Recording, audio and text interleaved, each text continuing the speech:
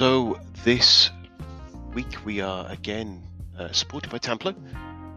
Tamplo is a online tool that turns meetings into actions and has a number of different features. The bit I'm going to talk about today is around the project and task management and follow-up.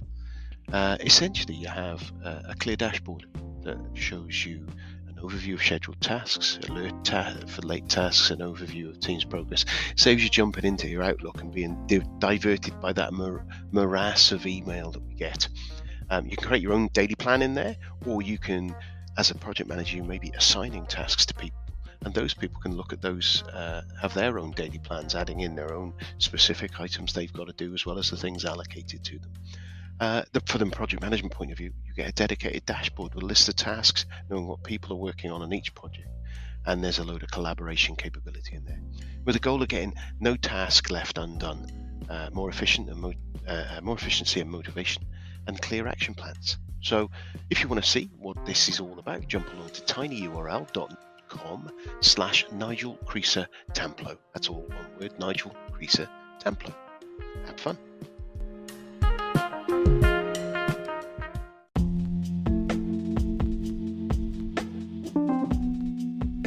Hi and welcome to the Sunday Lunch Project Manager podcast for Sunday, the 15th of May 2022.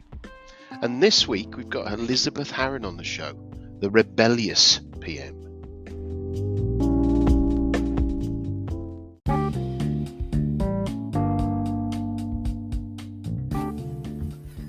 What has been going on with me? I've been prepping at the moment. A couple of things really. We're prepping for the presentation at the PM conference in Greece, the 17th PM conference. Not in Greece actually, for it's a Greek conference on the 26th of May. There's a link in the show notes to get a ticket if you want. There's some great speakers there and me as well. So I'm been prepping for that. Still got a bit of rehearsal to do on it. Pretty much got it sorted. We've got a bit of technology. I've been playing this morning actually with things which are called now OBS Studio, which is a nice new learning curve there about streaming and stuff like that. So that's going to be fun. Excited, nervous to do that. Podcast-wise, quite a few interviews in the bag still, and next week, between now and next week, the next couple of weeks episode, we've got a whole raft of interviews to do.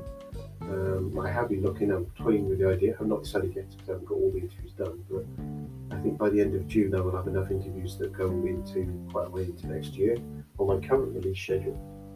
So I may start pushing this to be weekly, and as you can imagine, that puts a bit more pressure on making sure I've got enough people. But then if I've got a nice big backlog, that won't be too bad. So that's quite good, encouraging that we're getting that many people keen to come on the show.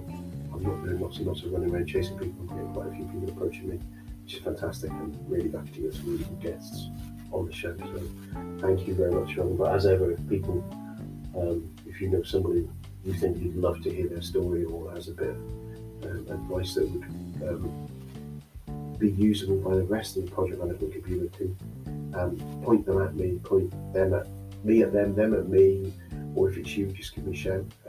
podcast@nigelcreaser.com, and we'll get you on the show at some point. I think other side, what else is going on health-wise, mental health-wise? Dodgy knee still going into recovery, meant I've been able to get out on my bicycle for the last couple of weeks. Actually today I haven't, but I want to get out tomorrow at some point. Just to spin the legs, not too much pressure on the knee, and that's building up, so that's good. And then I can get back to running in a few months, probably, and back to judo a little while after that. I've got to say I've got some great support from a sporting point of view. I'm lucky to have a couple of people who support me on that. Talk Fuel, which is, in my opinion, the best nutrition you can get. We've got stuff like apple crumble, it's fantastic, and then I've got a company called Scimitar who provide me with some running gear and cycling gear, and they look fantastic, funky bloody exciting here. So yeah, you'll probably see them popping up on my sponsors list at different points on different screens. We'll give them a bit of recognition and a bit of love across the podcast, along with my brother's business, Creases Motorcycles and Customs, and my friend Paul's business, Chili, Black Chili, which is a IT and hosting and all manner of things that they do, anything IT wise. So jump in the notes, have a look at those guys. And I think really those are the main things I wanted to cover this week. And I'm going to let you listen to the first part of this show with Elizabeth Harrin, called Rebellious PM, and speak to you later. Cheers now. Today, I'm delighted to welcome Elizabeth Harrin to the show. Elizabeth holds degrees from universities of York and Roehampton and has published several books on project management. She is a fellow of the Association for Project Management, and as a practitioner, Elizabeth has over 20 years of diverse experience in business change and technology projects, predominantly in the healthcare and financial services industries. She's a director at Autobos Consultants Limited, a consultancy that supports project-led businesses with training, mentoring, and content design, where she specializes in helping teams manage multiple projects, engaging stakeholders, and still helping and engage stakeholders and still leave the office on time. And she can speak probably a lot better than me at this moment. She also, and I'm sure many people listening will have heard that the Rebel's Guide to Project Management is her blog, which, if my memory serves, you've been doing for a few years now, and it's quite popular. So welcome to the show, Elizabeth. Thank you very much. Thank you for having me on the show. Yes, Rebel's Guide to Project Management has a name. We've only used that name since the beginning of 2022. So if your listeners have come across it before, they might have known it as Girls' Guide to Project Management. And that rebranding story is a whole project in itself that we can talk about if you like. We may get into that because it was one of the ones I was wondering to ask about. But yeah, I can imagine there's a few social issues and social things that would have influenced it, I imagine. But we'll find out a little bit about that. But before we delve into that, and as I say, welcome to the show. Let's start right at the beginning. Where were you born? Where was I born? Yeah. Just down the road. Just down the road from where I live now. So I grew up in Sussex in the south of the UK. Okay, cool. And and that's where you live now, as you say. You're not moved far. Yes, I have moved far in between, but I came back. Oh, right. Okay. So you just listed out all the places I've been, really. I was in York for 3 years at university, and then worked in London for a bit, worked in Paris for a bit, but children in London didn't really go together, so we moved back to Sussex. All right, wow, excellent. So you mentioned children now. So what's the family situation with you then? Well, we have 2 boys, and yeah, so they're at school. They have meant that I manage my work around school hours 3 days a week. So I work part-time, which works out well, really. It gives me a bit of balance of everything and allows me to be the parent I think I want to be. Although I think probably like many working parents, I end up feeling like I don't do the parenting part very well, and I don't do the job part very well because I do none of them on a full-time basis. But we muddle through. We're all right. Yeah, I think there's always that balance, isn't it? It's that whole. I've recently I was off for a little while, and I gradually returned back to work on a 3-week basis at one point, and I felt it was probably just about the right balance for me, rather than doing 5 days a week, and kind of. I now have a goal of that's where I would like to be, and I know, as you say, you've got that ever-present tension between doing and being the person you want to be at home with the family and the kids, and then in the role of a project management, you've got so much investment in success of the projects that you're delivering and your clients and your team that there is always really a guilt feeling in some ways, I find, that Yep. that you're not, as you say, not that you're not doing the best or not trying your best or not even doing a good job. There's just a guilt that there's always something you could do. There's always more that you could do. Yeah. In my old job, I worked 4 days a week, so I didn't work on a Friday. And there was a point where, for whatever reason, before I came onto the project, the regular updates were scheduled for Fridays, and they wanted me to come on and be the project manager on that project. And I said, well, I'm happy to do that, of course, but I don't work on Fridays. Can we move our weekly project team catch-up call of the stakeholders to a different day? And they went away, talked about it, and came back and said no. So for a long time, I ended up working on my day off so that I could facilitate that call, and I hated it. Yeah, I don't blame you. And I should have stood my ground a bit more, really, and just not showed up. Yeah, I agree. I understand from an organisation point of view. Sometimes that is how it. There are certain things that you have to do in your flow of the business thing, but then maybe it's the wrong person in that role, and maybe it's.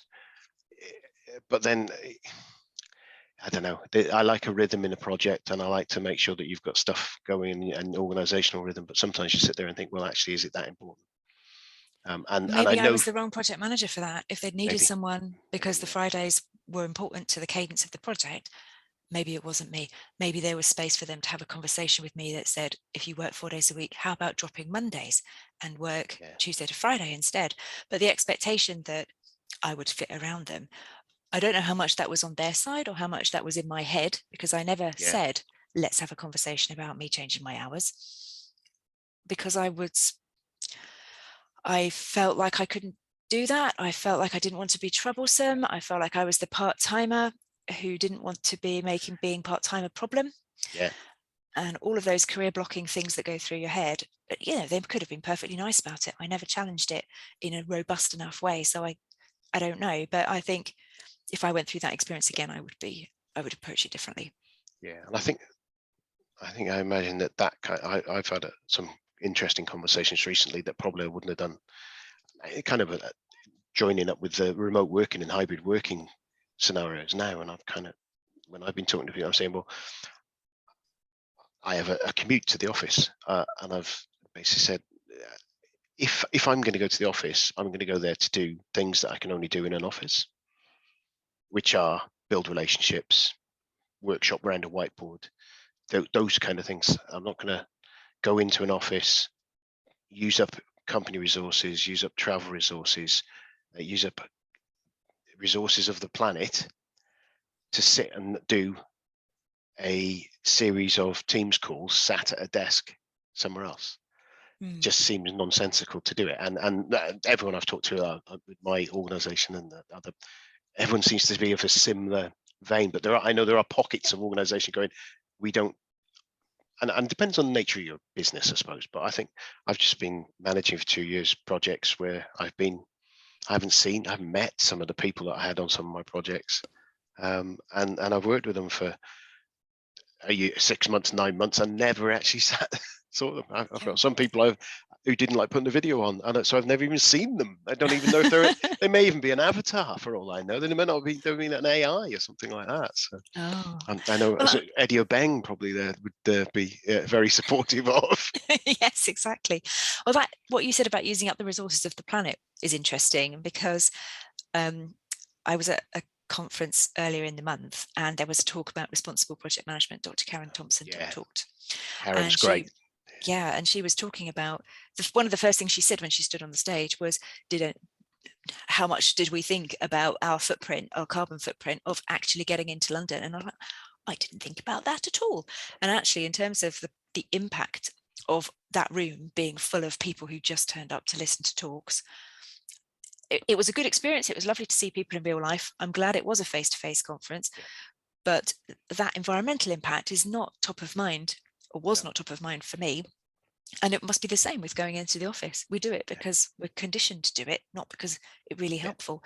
But I agree. If we've got a team meeting coming up where it will be valuable for us all to be in the same room, and we will all be in the same room. But mostly what we do is all on Teams and Zoom and Slack.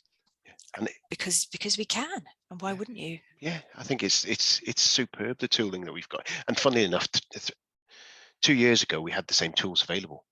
Yes, they weren't as slick as they are now, maybe, and there wasn't as many enhancements as there's been on. but we had all this exact same tool that we're using here was available. We just didn't use it that much, did we? Not that much. And I've worked remotely, well, I would say since the children were born, so pushing 10 years now, because working from home, even when I lived in London, was convenient, and people did it, especially on Fridays. And we would still have meetings, we'd still all join conference calls. Admittedly, it would be dial in and enter your PIN number, and then it would say beep, has joined the call, and all that old stuff that we laugh about now. Yeah, when you have 20 people joining, you spend most of the first 10 minutes of the meeting listening to the person who come in late. Yes. I remember that. Yeah, but we did have the tech, not as, like you say, not as good. Yeah. And I think there's lots of benefits to having it. There's lots of disadvantages, and I'm a bit of an introvert. I'm quite happy to be at home and never see anybody. The disadvantage for me is that I have to eat more carefully now because I don't have a commute. I don't walk to the station. I don't walk at the other end. I don't walk up and down 4 flights of stairs every day like I used to when we were in the office. But I know that feeling. I was the other thing is I got quite disciplined in what I ate, from a point of view that I would make a batch of the meals that I would take, and I have the same thing every day pretty much. I love variety, but if it's easy, I don't mind, because quite often I'll just choose the same thing. So I just used to take the same thing. So I always had it with me. So my lunch was there. I didn't have to. So one thing I say is when I have choices, I make poor choices with food, and therefore taking it with. Whereas now I've got a kitchen that has a number of different things that I can eat, and it's kind of, again, it's like, well, shall I have something healthy and good, or shall I just have a cheese toastie? And it is much easier. It is much harder, and movement as well, I think, is another one that... The movement is the issue for me. The food, not so much, because I like, and this is perhaps, where project management spills over into your personal life, and you can't not be a project manager, is I plan out the meals for the week. So I know what I'm going to eat.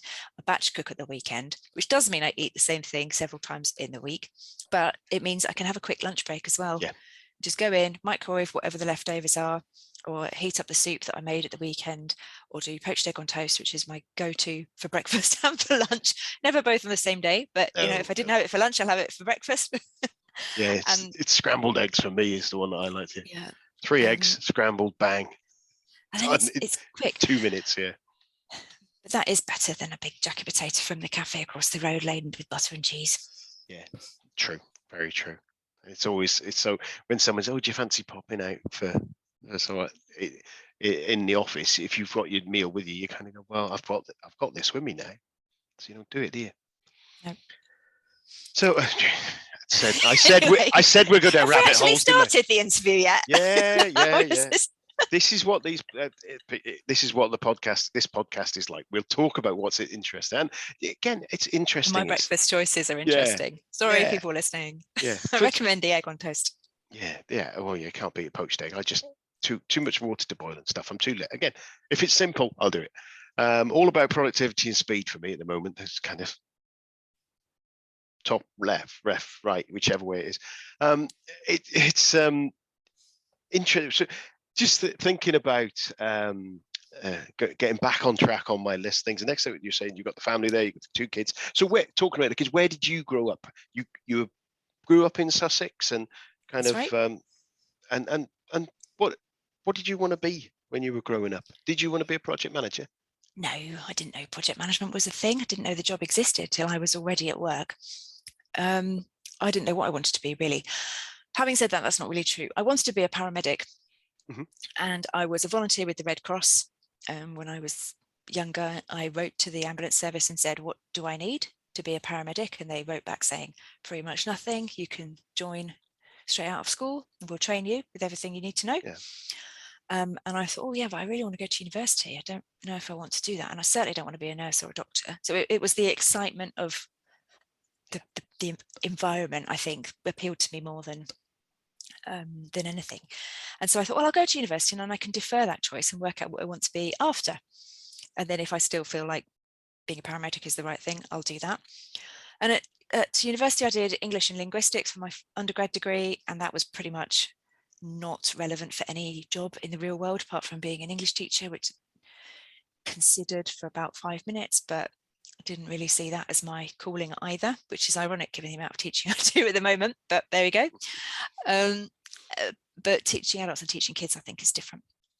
And so after university, I thought, I still don't have any idea. And, I need to get a job. I'm not going to stay when I do a master's like some of my friends. I need to be working now and earning some money.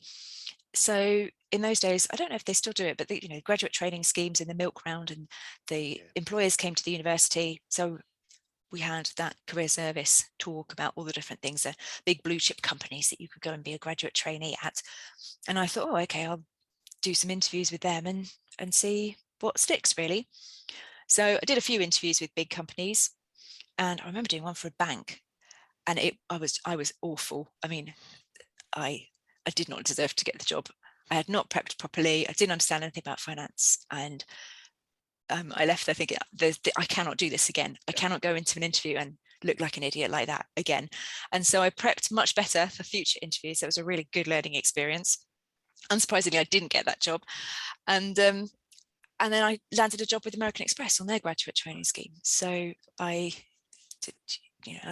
set out to do 4 different placements in a year, did whatever training they threw at me, which was a lot. We were very lucky, actually. We learned a lot, and we were mentored by people, and we got to see different bits of the business. And that's when I discovered that project management was a thing.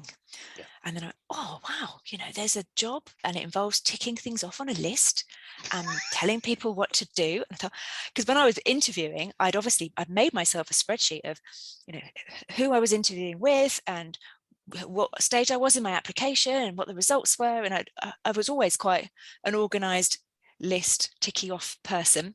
Yeah. And then suddenly to know that there was a whole profession, I wouldn't have known it as a profession then, but a whole job, a career path that was organizing other people. I was like, yes, this is me, this is what I want to do. And so I found project management quite early, but accidentally. That was a very long answer to your question. No, sorry. That's right. It's exactly it's not an uncommon thing that I've heard. And I know that with the graduate schemes, and I know that my organization I work with, it's got graduate schemes and apprentice schemes, and where people go through several different parts of the organization. I think it's a fantastic way of getting into an organization, rather than going in and going immediately pigeonholed for something. You've been at university, maybe you studied, kind of got on all right with it, or maybe you've not, and you just end up stuck in one vertical skill area that actually ain't you. And you would never know that, because you don't know what else is out there. Well, and that's, or you spend 12 months doing it and you can't, then it's hard to jump across. Yes, isn't it? It is hard to jump across. Well, after the graduate training scheme, we weren't guaranteed jobs, so we had to find a job in the organisation. Yep. And I ended up working in HR, which was okay, but it wasn't really my calling. And I knew at that point that I wanted project management. So I applied for some project management jobs within the organisation, and there weren't really opportunities there. So, just back on the looking at job adverts, finding out what there was. And I got my first proper project management job after, well, I was only with American Express about 18 months, I think. Mm-hmm. So unfortunately, I went through all their graduate training scheme, learned a ton of stuff, made some really nice connections, and then left. But, I was there with my next company for quite a while. So I think I made the right choice. Yeah, and I think the thing is from both organisation and people point of view, if the organisation I imagine that there are, for every 10 people that go through through that cookie cutter, there's going to be a proportion that can't find the right role for them within their organisation. They're not, because at that time that role isn't available. And some people, like you say, will stay and wait and eventually find or stick with what they've got. But then others will step across. So I imagine it, but the investment is there, isn't it? It's about having, you can't, if you don't do it, you won't get the people who will come out of that scheme and then be people running the organization later. Yes. Because how will you find them? So you've always got to have that little bit of attrition and accept the fact that attrition's there, isn't it? I can't remember who it was. It's a quote I've seen on LinkedIn so many times. It's kind of about training, and it's kind of what if we train these people and they leave? And it's kind of like, yeah, but what if you don't train them and they stay? And that's that. And I thought, yeah, that's a bigger problem, isn't it? And it's some organizations kind of just worry about the fact. Now I know there's some organizations that I've heard of that will be going, yeah, you'll do this training course, but if you leave in 12 months, you've got to pay us back for that training course. And it's kind of like, what is that saying about how good an environment and culture of keeping people that you've got, that someone's going to go, right, train me and I'll be out the door? It's that you're always going to get someone who might do that, because that's people, isn't it? But if you've got an organization that assumes that's going to happen, you can't be very confident of how good it is to work there, can you? No. Well, no, I don't think I've worked anywhere bad, but it's just circumstance and career progression and taking the next step. Yeah. That have helped me move on. And I haven't worked that many places. Yeah, I think. What was the? I was going to say about that was you said you worked at Amex, and where did you move on to then? Well, I went to work for AXA. Okay, yeah. Which was PPP Healthcare at the time, and then became AXA PPP Healthcare. And that was, so PPP was a lovely environment to be in. We sorted out health insurance for people, so there was a lot of digital projects, communication, insurance kind of projects. And I remember starting and thinking, I was in a meeting with underwriters thinking, I do not know what you are talking about. There is a jargon and I do not know it. And I don't even know what an underwriter does. Why am I in this room? And so because they paid, anybody could take in the Chartered Insurance Institute exams, I thought, okay, it's totally irrelevant to my job because I'm not in an insurance particular role, but I need to be able to do this foundation certificate. So at least I have the vocabulary and I understand what this business is all about. And I think that's so important for us in project leadership roles, because we need to understand what the business is all about. And it's not project managing.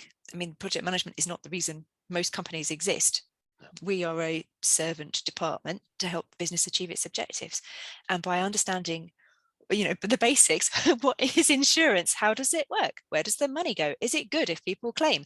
All that stuff made it much easier for me to have conversations with the senior stakeholders and the underwriting team and the other people I was working with. So I didn't feel so stupid. And also I felt like I could make better decisions because I had a bit more business context. Yeah. So that was, it was fun taking exams. Yeah, I was going to say, I've seen, with me, it's IT industry is my business, and varying different businesses that I've been in, local authorities, central government type things. But it's always a thing of where I've sat with someone who's a project manager and they've gone, I'm not technical. And you're in a team running a very technical project and kind of go, you need to get a bit technical is kind of where you go. You kind of need to be able to a little bit talk to these guys about what they're doing, what they're implementing, and understand so that you can frame and it goes the same if you've got that direct interface with the end business, which typically with the roles I'm in, I don't tend to. But if you're dealing with the people who are out there delivering that business, the underwriters, the agents or whatever, being able to talk, you as project manager, be able to talk to the technical teams in the language, understand what they're saying so you can ask the right questions, and the same way to get the right requirements, and you're that bridge and interface, you along with sometimes your business analyst and your senior architects, but even then they can blind your science a little bit, but you're doing that translation job in the middle somewhere, aren't you? Exactly. And when I left insurance and went to work in healthcare, I had exactly the same issue in that I was working with clinical people who talked a different language again, and I listened to a lot of podcasts to try to just absorb the language of what it means to work in a hospital, because there's so much clinical jargon and abbreviations and things that are normal for them. And it is the same when you join any new organization, but I created my own glossary so I could refer to it, so I didn't have to ask people the same question twice. And then I'd write down things I didn't understand in a meeting. And at the end, I'd say to someone I knew quite well, okay, now we're going to go through all of these things. I didn't want to interrupt the meeting every 5 minutes, but explain to me all of this. Oh, right, now I get it. And over time, you pick this stuff up and it becomes second nature, and you can talk the same jargon and you know it. But those were my tricks to getting started faster, based on that insurance experience. Because having gone through that industry change once, I think changing industry the second time, I was a bit more prepared for the culture shock. And it's funny how it sticks in your mind as well, those things. Because I know that when I first started working, I was working as an accountant, and it was in a company that did staircase parts. And I, at one point, I was running the stock system, and I know the abbreviations for the part numbers and what that meant. CS010 was, sorry, a CS110 was a colonial spindle, 110 millimeters, and that was 1987, 88 time. That's how long ago. My brain goes back to things like that, and I imagine there's things that when you're in those things that you sit back and you'll hear them in maybe in different contexts, and actually sometimes you'll hear abbreviations and remember the abbreviation that it was, and it's completely different what you're in this context, but it's bizarre what your brain will remember. Yeah, definitely. So thinking about some of my questions I've got here, so it's how you got into PMing. We've heard all about that in the industries you've worked in. So what was your first project that you remember sitting there and thinking, right, oh, I'm delivering a project here. I've got my tick lists and checklists. I'm using them to deliver something. What was that? And tell us a bit about it. Well, that's interesting. I suppose I wasn't in charge of a project, but when I was a graduate trainee, one of my jobs in those various different graduate placements was to help organise an industry conference on fraud for telecoms people. Mm-hmm. Don't really remember a lot about the content of it. But I had admin related things to do to make sure everybody was there, and we had badges and chairs, and people knew where to come, and we had a guest list and all that kind of stuff. And organising an event is a project in itself, although I probably wasn't using that language at the time. And I remember on the actual day of the event turning up at this really fancy hotel in Charing Cross and just being awed by it. So I must have been 22, 23, walking into this a hotel of the kind that I had never been in before, the kind that American Express would hire for events like this to impress their clients. I can imagine. And I was sitting behind the table so people could come and collect their badges. So that was my important job on the day. And my boss got up and walked, and as people came in, she would walk over to them and say hello and shake hands and do the schmoozing stuff. And I remember that part of the project thinking, oh my god, that's what I'm expected to do. Am I expected to do that? Why am I sitting here behind this table? She looks so confident. And I suppose that was my first moment of thinking, it's not just about, have I got all the right people? Have I got the right bums on seats? Has everybody got a name badge? Who's lost at the tube station, who I need to phone? It was about the smiling and the handshaking and the connections and the relationships. And I think seeing her do that role made me think, yeah, this is expected. This is what is part of any corporate role. But, as an inexperienced, shy introvert, that's not natural to me. So I suppose seeing it made having people role model what is the right behavior when you haven't seen that before.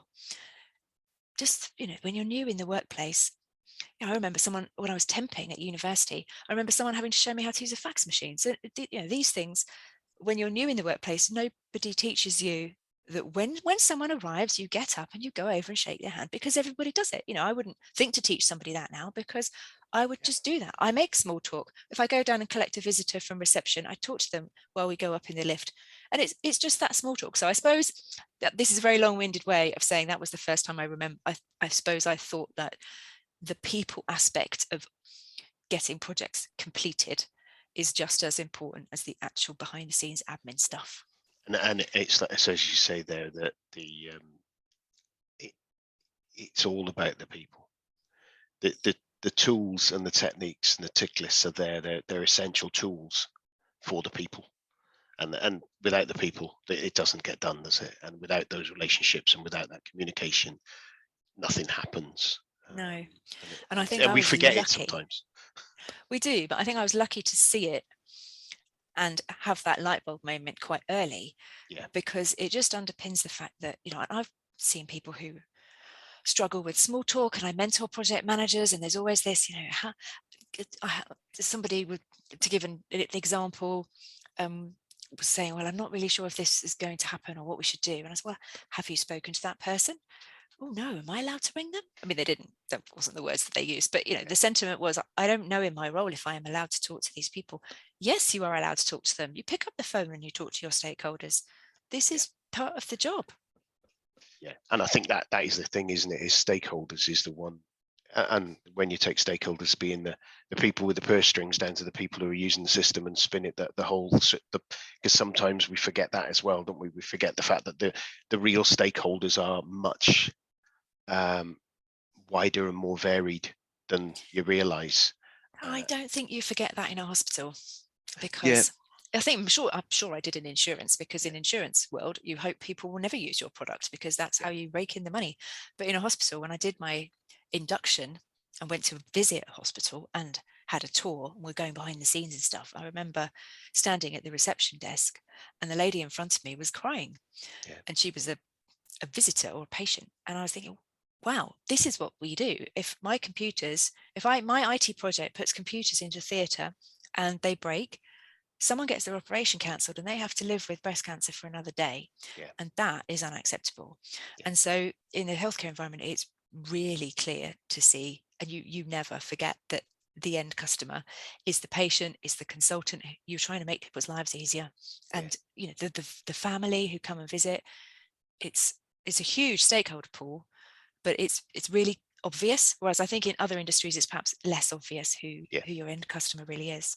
Yeah, and it's really understanding what you do about it, where you've got the, as you say, with the phone call ones, it's generally about people who've got purse strings or they're doing something for you, and it's that those are the ones that, as you say, it's kind of we do, and I get it a little bit as well, is around the hierarchy in organizations, whether someone is senior, more senior, less senior, do you want to trouble them? You know, they're busy, and it's not, and you know what I mean? It's that kind of, how do you, and sometimes being cognizant of those situations is right, but having them stop you is wrong. Yes, and it's how do I approach this person in the most appropriate way for them? Yeah. Oh yeah. And one of the things I do is find out who their executive assistant is, if they're the kind of person who has an executive assistant, because they will often know the right way to approach, or they'll be able to deal with it themselves without having to get hold of that stakeholder yourself. So they can be quite useful connections. But I've done all the things that you read about. I've done get into the office early and then hover by the lifts until someone who important arrives, and then I'll just walk you to your first meeting and talk to them on the way. I've had conversations with the CEO during a fire drill, so we all exited and I just happened to find myself next to him walking down the stairs. Great, pick your brains. Take your moments, don't you, when you can. Although we don't really do that in virtual world. It's those kind of accidental encounters is harder to engineer. They are, but I do think that we've got the alternative of chat messages, which are, if you're not sitting back going, oh, I can't talk to that person, it's an informal way of pinging a message to someone which doesn't demand an immediate response, that you can go, hi, I'm just managing this project at the moment.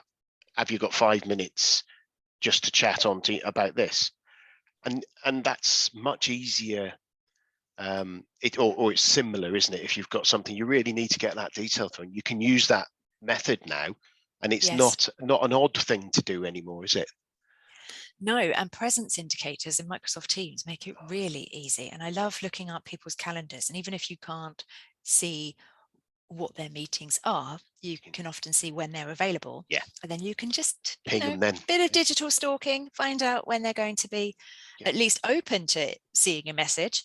Or conversely, if you don't want to talk to them, you ring them at a point that you know they're going to be in a meeting. Leave a voicemail. That's a good technique as well. I suppose that's very good. And I think the thing is with me is I always try to make my where within our organisation where you're sharing with people that you know, to try and make it very clear what the hell I'm doing. I think it's really useful that people can look at my diary. They say your diary looks really busy, and it's kind of like, yeah, and it's very colourful because I do colour code it for me and for others as well. So if it's personal stuff, I make it bright yellow. So at my lunch hour, I block out, says lunch, do not book, and it's bright yellow. And it's funny, I don't get many invites in that section now. People have stopped inviting me to stuff around that period, so I get that break time. And I think it is, but if someone wants to talk me and pings me a message and I go back to them in that period, well, that's fine, isn't it? It's your I've choice, made that though, choice. isn't it? Yeah. I'm seeing more people put on the bottom of their emails, and I've got it on mine now too. My normal working hours are blah, blah, blah. Yeah. I'm sending you this email at a time that suits me, but I don't expect a response. Yeah. Because I think with international teams as well, and just this understanding that someone like me who's working part-time around family, I'm not always there in the afternoons. Yeah. So if it's really urgent, or because I might be a bit bored, I might pick up and open my laptop in the evening. This morning, I was in work at 7:30, but that's just because it suits me, not because it's just how it works out in my life. And I don't want people to feel obliged that they have to email me back the minute that they see the message. And I think there's becoming that more, we're a bit better at boundaries now than perhaps we were a couple of years ago. Yeah, it's a different, I think people accept that, we all feel as if we can set boundaries. Yes. More now, because certainly for me with the mental health issue that I had last year, part of the reason for that was I wasn't setting my boundaries properly when working from home, and I was letting my work stretch. And then since I've been back, it's kind of been one of these ones of, right, I'm being brutal about my boundaries and setting my boundaries. And I know looking back before the lockdown era and all that, for those, well, people will know when we're recording this anyway.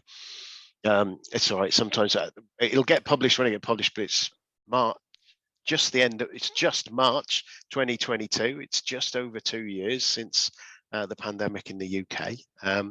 And I know that for several years before that, and for a lot of time, I'd have my company phone, I'd have it with me, I'd have email on there, I'd be checking it, using it out of hours for work, and it just, I don't have the company email on my phone anymore, because I use my laptop for the email. I'll be personal email on there, but for the company email, it's kind of, I'll check it when I check it, and half the time I don't check email these days, but that's another story entirely. I try to keep myself to certain slots when I look at it and don't read most of it. But I think it's I've lost my train of blooming thought there.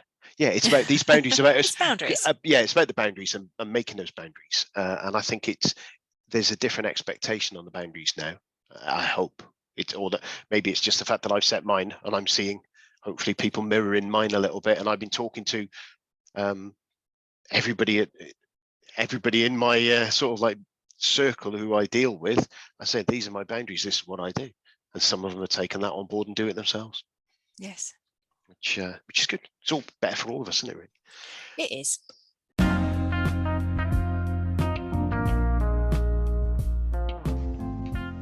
Thank you, Elizabeth, for that chat. That's part 1 done.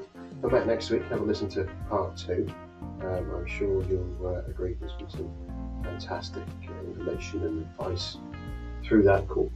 And yeah, that's brilliant. Thank you very much, everyone. And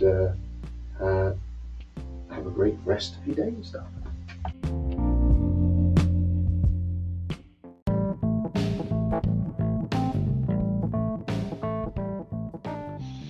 If you enjoyed the show, it would be brilliant if you would like to support it. Number of ways you can do that. Number 1 is sharing it with your friends and colleagues. More people who hear about it, more people get the experience from my fantastic guests. If you want to go a bit more than that, you could jump onto wherever you listen to this and give me a review. 5 stars would be lovely. And if you want to look at throwing some cash towards me, there are a number of ways you can do that. You can pop along to the Patreon /Sunday Lunch PM there, or you could grab one of the books that I've published over the years and obviously get a little bit of cash from those. On the website, under the shop, under the shop, I've got links to all of my previous guests' books. Andy and Joel's is on there. And if you jump along to there, you can buy a copy of their books, and I get a little kickback from that too. And obviously, with our new headline sponsor of Tamplo, popping along, signing up, and if you end up using it, I will get a kickback there as well. So finally, obviously, as I say every time, the most important thing though is come back next time. I'll speak to you soon. Cheers.